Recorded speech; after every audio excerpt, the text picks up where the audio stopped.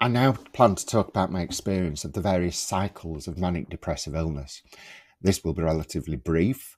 I've certainly discussed in depth in previous interviews, but we'll cover some of my key actions alongside possible ways of dealing with these. I'll cover the key states of manic depressive illness, mania, crisis, depression, and mixed states. But there are other states, such as rapid cycling, which I won't discuss. I'll point out, for the record, that these experiences are all personal to me. They may or may not be indicative of the experience of others, and that whilst I try and make suggestions of how the stages can be handled, I cannot hand on heart confirm that I always put these mitigations in place.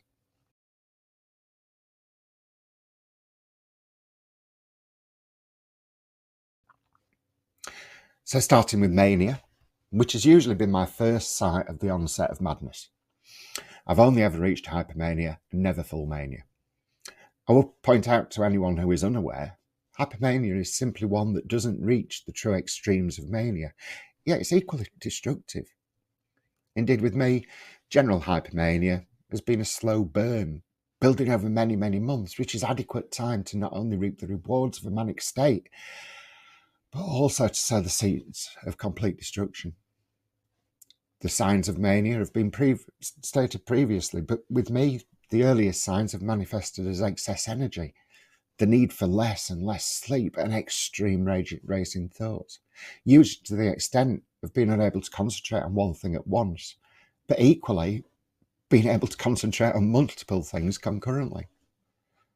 Over time, this elevated state leads to elation, excitement, being excessively happy over the slightest things, taking significant risks, and equally having great confidence, which is unbelievable in a person who ordinarily lacks such feeling.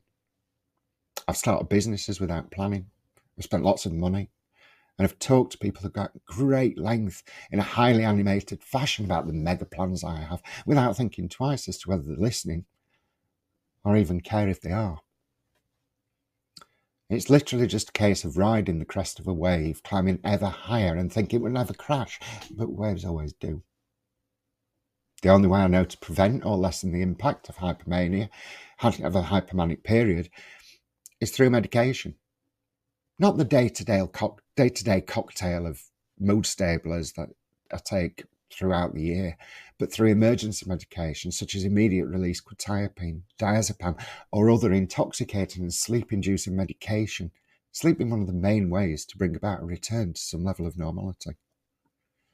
However, that not only requires forward planning, it also requires a concerted effort to make that shift away from an exhilarating and euphoric invincibility that you do not want to end, despite knowing that it will. Besides, the only times I've reached the true highs of hypomania, the result has been a period of instability or depression. I simply don't know and can't tell whether the taking of medication to curb the effects of the elevation will bring about the end of the mania, or simply postpone it till further down the line. I'm sure it does work, and I'm sure it can have magical effects in many, but I simply don't know.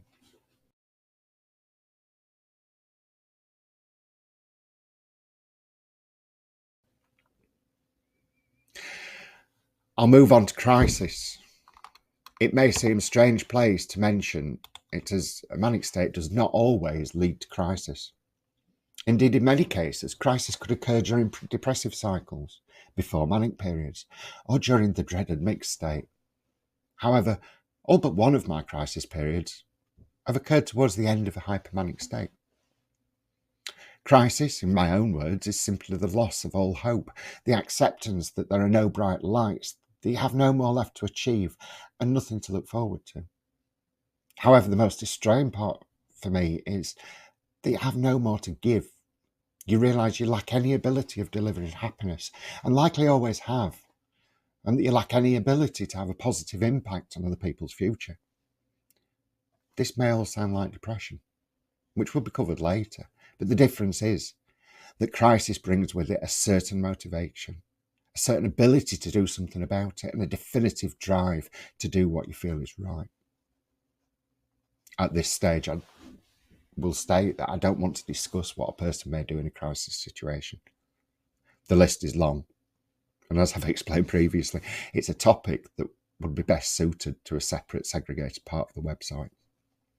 Hence, I will record my further thoughts as a separate video. However, unlike mania and depression, which have their own distinct characteristics, crisis can be more difficult to define. Crisis can happen at any time and are not the reserve of bipolar disorder. Sometimes there are signs, as in the build-up of water in a sink from a dripping tap, whilst other times they appear like the tap has been turned on at full force. You may notice that somebody suddenly becomes a lot more reserved and crawls within themselves. Conversely, you may notice that someone becomes more agitated, more determined, starts taking extreme risks. There may also be no visible signs at all, particularly where an individual is well versed in masking techniques. That is the problem with crises. And whilst many people who have known others to extreme crisis may say, I should have seen the signs, nobody should ever consider themselves in any way culpable of inaction. Crises are just that: a calamity, a catastrophe, a disaster, and moreover, an emergency. However, what I will say is this: crises can be averted. In my case, and if I have it available, I would take emergency fast-acting medication, forcing a rapid and deep sleep. I wouldn't even be concerned about taking more than the prescribed dose, as I've used the same medication for many years. I would just want to force sleep. In some cases, sleep is not enough, or the drive to medicate is insufficient. And at this time, support is available through the NHS 111 helpline, selecting the mental health option, through Samaritans, or through your own support network. If the crisis is at a significant level, emergency services may be required, either through 999, ambulance or police, or by going to your nearest extension emergency or emergency department. You may even find that just by taking the step to reach out, you may avert the crisis.